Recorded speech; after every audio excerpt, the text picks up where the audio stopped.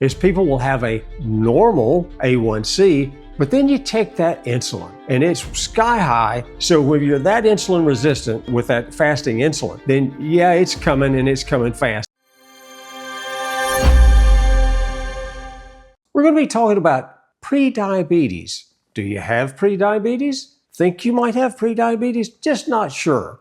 We're going to answer some questions for you. Yeah, people are always saying, what are the first warning signs of diabetes? And there are a few that you want to look for. One of the big things that I say first is if you start gaining weight in the middle. Right. And people are always coming in complaining of the weight gain right here in the middle. Now, weight gain everywhere is not necessarily a sign of it, but weight gain right around the middle section, which is the worst for the heart, is a big sign that prediabetes and diabetes is coming. It certainly is. And, there's some other things that we can get into with that too. When you talk about the midsection weight gain, and that's always, like she said, that's a very big one. What are some of the other signs, though, that people tend to come in with? Actually, blood pressure start rising. Oh, now, yeah. It can already be high, but when they start seeing a change in their normal shift of blood pressure, like, I don't know, I hadn't done anything different and I hadn't done anything, but for some reason my blood pressure is starting to go up. One of the first signs of prediabetes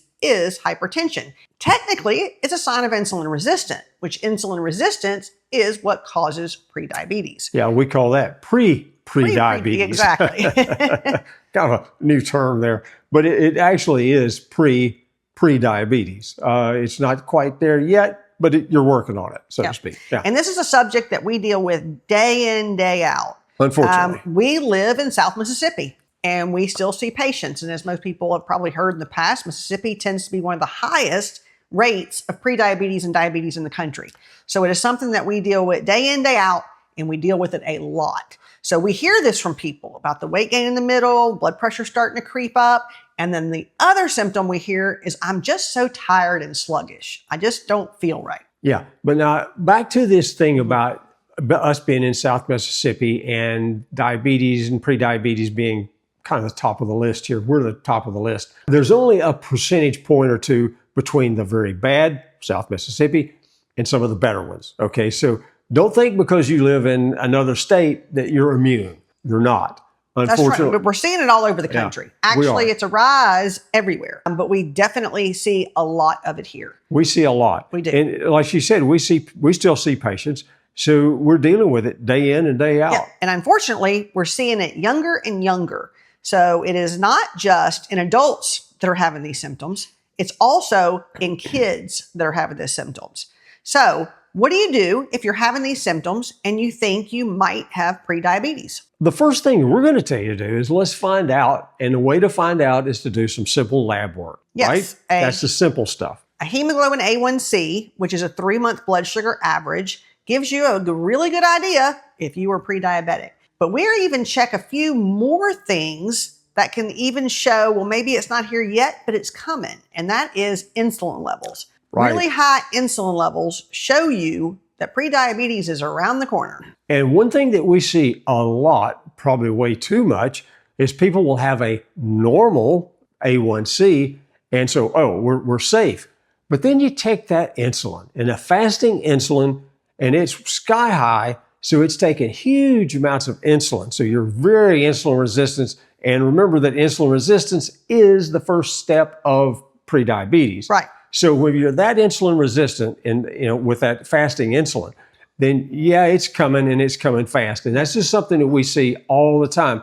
The patients will come in, fasting blood sugar may be a little high and the first thing in the morning, kind of a telltale sign as well. But then they look at their A1C and, oh, you're fine. It's only 5.6, which is right at the top end of fine, so to speak.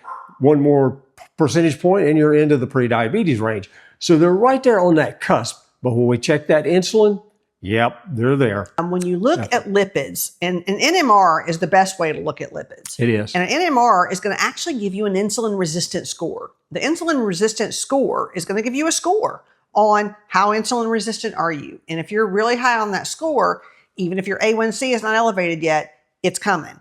Now, triglycerides are one of the big things that actually drives that score. High triglycerides, low HDLs, low HDL particles, those are all indications of insulin resistance. So we also recommend doing that. We recommend doing a full panel. Find out what might be causing it. A big cause that we see a lot making blood sugar elevate is cortisol. So high stress hormone, even if it's not out of the range, even if it's still technically normal, if it's on the high end, it can make your blood sugar elevate.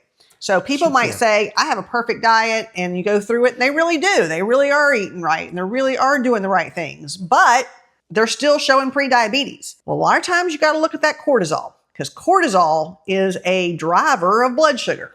Certainly is. And we see that being elevated way too much. And even a low magnesium. A magnesium deficiency tends to make insulin resistance worse. So there's a lot of things that can actually worsen insulin resistance. So when it comes down to it, getting your lab work done will show if you're pre-diabetic or diabetic, and it'll show if you're insulin resistant, leading to both of those.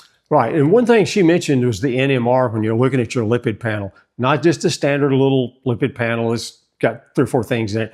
This NMR is a full page of printout of all kind of data and document points about your lipids, whether they're functional or they dysfunctional, the size, the whole 9 yards with it. And we find an awful lot of these folks, when we do that NMR profile, that they're showing up that pre-diabetes, even before they get to the pre-diabetes thing.